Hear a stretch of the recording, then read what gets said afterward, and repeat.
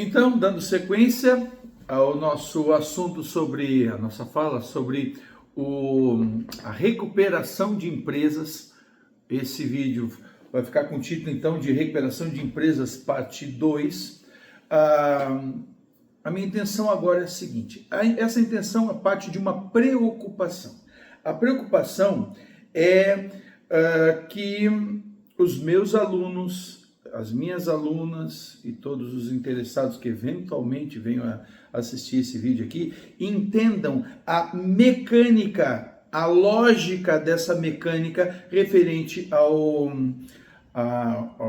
a recuperação de empresas, porque senão nós ficamos fazendo uma chuva de elementos, de características e pode ficar um tanto quanto tonto no meio disso tudo, sobretudo, né, da forma muito rápida que a gente vê na graduação e nesse vídeo ainda mais, né? Então, qual é a minha preocupação? A preocupação é que se vocês entenderem a lógica da mecânica, muita coisa pode ser, né, detectada com um feeling, pela própria lógica mesmo. Eu comparo isso assim como um quebra-cabeça. Imagina, sabe aqueles quebra-cabeça enorme, um monte de pecinhas e tal, a gente dá uma olhada na caixa e a caixa tem o desenho, a foto, que vai se montar a imagem propriamente dita, né? E aí as peças, um monte de pecinha com formatos diferentes, mas muito parecidos. Aí o que acontece, né? Nós começamos inicialmente em geral, montando mais por uma lógica o quebra-cabeça. Como assim? Como assim, né? Vamos pegar uma pecinha e nós vamos ver a cor daquela pecinha, da imagem. Por exemplo, azul. Esse azul parece um céu, né? Tem céu, aqui tem, óbvio, o céu está lá para cima. Então nós vamos selecionando as pecinhas com cor de céu, com aparência de céu, né? Que pode ser azul com um pedaço branco, que é nuvem, lá para cima, para depois organizar. Daqui a pouco eu já emendo um pedacinho, olho para esse aqui, está parecido com aquela pedaço de nuvem, tá? Eu junto, deixo ali, vou montando. Esse aqui é verde, verde de grama, grama aqui. Isso aqui tem cara de montanha, isso aqui tem cara de rio, isso aqui tem cara de mar, ok? Então, o que eu quero dizer? Nós, quando aparecer algum elemento do processo de recuperação, né, assim como também, né, do processo de falência, nós vamos olhar e vamos verificar o seguinte, olha, esse elemento, ele só pode estar nessa ou naquela fase, ok?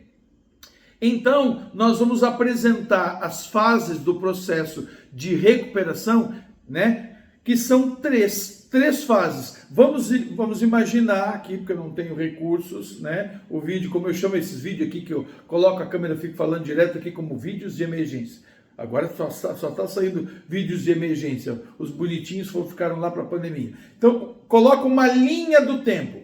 Linha do tempo, ok? Agora nós vamos dividir essa linha do tempo do processo em três partes. As três fases do processo de recuperação de empresas, ok? Lembrando o objetivo, coisa lá do primeiro vídeo, mas eu não falei lá, né? O Instituto da Recuperação de Empresas serve para o oposto da falência, é justamente para evitar a falência, né? Então, as três fases, quais são essas fases? A primeira fase, imagina, agora tem três, a primeira fase, vamos imaginar, se eu tivesse em sala de aula lá, ia pegar o canetão, ia fazer uma chavezinha assim, sabe, deitada, fazer um negocinho aqui, para colocar o nome. E a primeira fase é a fase postulatória. A segunda fase é a fase deliberativa. E a terceira fase é a fase de execução. Os próprios nomes já dizem. A postulatória se faz o quê? O que mesmo? Postula, é o pedido. A segunda se faz o quê? Se delibera, da deliberativa. Delibera o quê? Acerca da concessão ou não da recuperação, né? E a terceira fase é executiva. A executiva o quê? É porque já foi concedida a recuperação e vai se executar. Executar o quê? O plano de recuperação. Tá bom? Então, o que acontece? O processo de recuperação, ele é sui generis, né? Gênero próprio. Um gênero próprio. Por quê? Porque tem algumas coisas que lá no processo de falência, por exemplo, por mais sui generis que seja o processo de falência lá, tem características até que semelhantes ao processo comum, né? Aqui, não. Ele é mais específico. Por quê? Porque não tem contraditório. Portanto, não tem citação. A pecinha da citação não existe. Citação, isso daqui é da caixa lá do outro processo, do outro quebra-cabeça, não tem nada a ver com isso daqui. Por quê?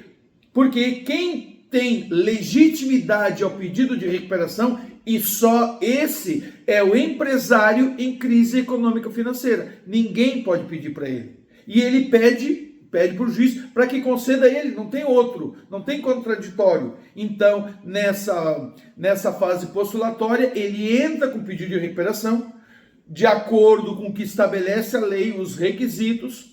O juiz vai receber o pedido de recuperação, vai mandar emendar a inicial se falta alguma coisa, mas ali o juiz já vai tomar uma decisão.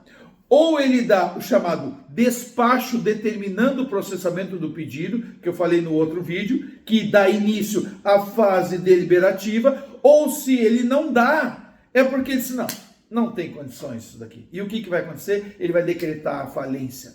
Então aqui é importante, a falência é a sombra da recuperação, em todos os momentos. O professor Fábio Coelho, inclusive, no seu livro, seu belo livro, fala que é sobre a Lei 11.101 de 2005, comentários à Lei 11.101 de 2005, ele dedica várias páginas falando a respeito disso, porque quando estava nos finalmentes lá, para ser aprovado no Congresso Nacional o projeto para ser levado à sanção do presidente da República, ele tentou modificar uma característica que era lá da lei velha, ou seja, né, de pedir a recuperação, como era antes, pedir a concordata, ou se concede o benefício, ou é decretada a falência. Diz, não, indefere só isso, mas não conseguiu, né? E aí é sempre a sombra. Então o juiz vai analisar, se está ok, ele determina o despacho, ele profere o despacho determinando o processamento do pedido. Se ele achar que não preenche os requisitos, falência. E convenhamos, né? Imagina a pele do advogado ou da advogada. Entra com pedido de recuperação e aí o juiz decreta a falência. Complicado. Mas aí o que acontece? É só isso. A fase postulatória é isso.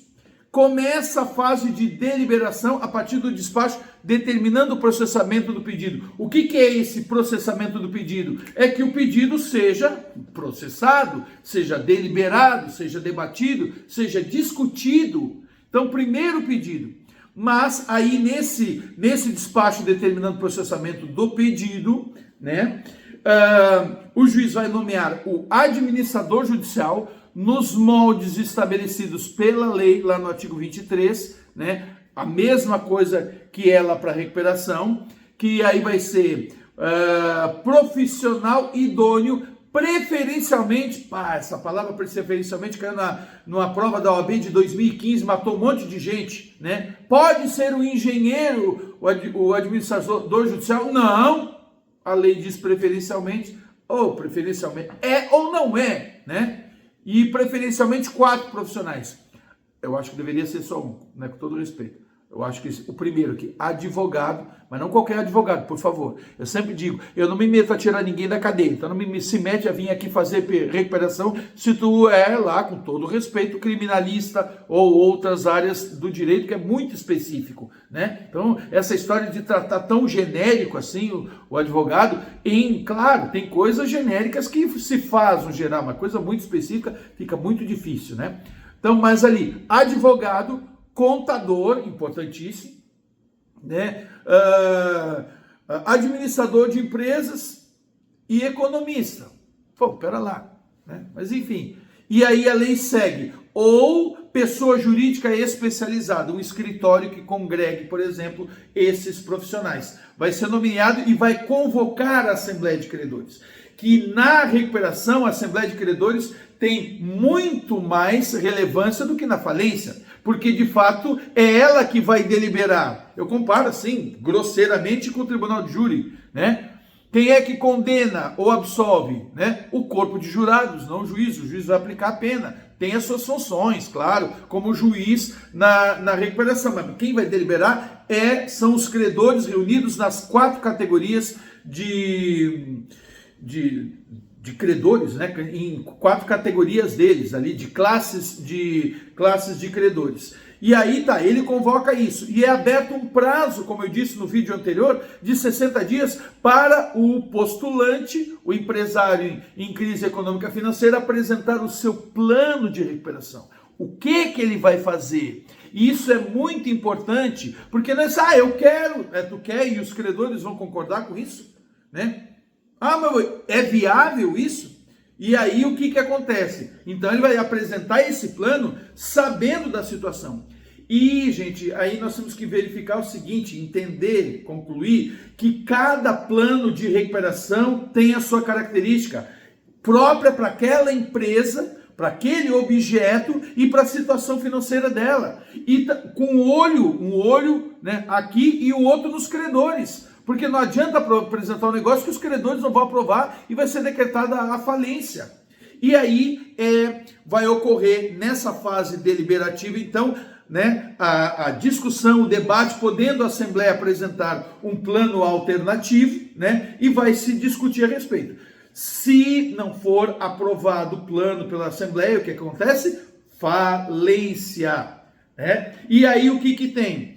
A Assembleia aprovou o plano de recuperação, o juiz vai homologar por sentença, e aí começa, a partir da sentença homologatória do plano de recuperação, começa a fase de execução, que o empresário, né,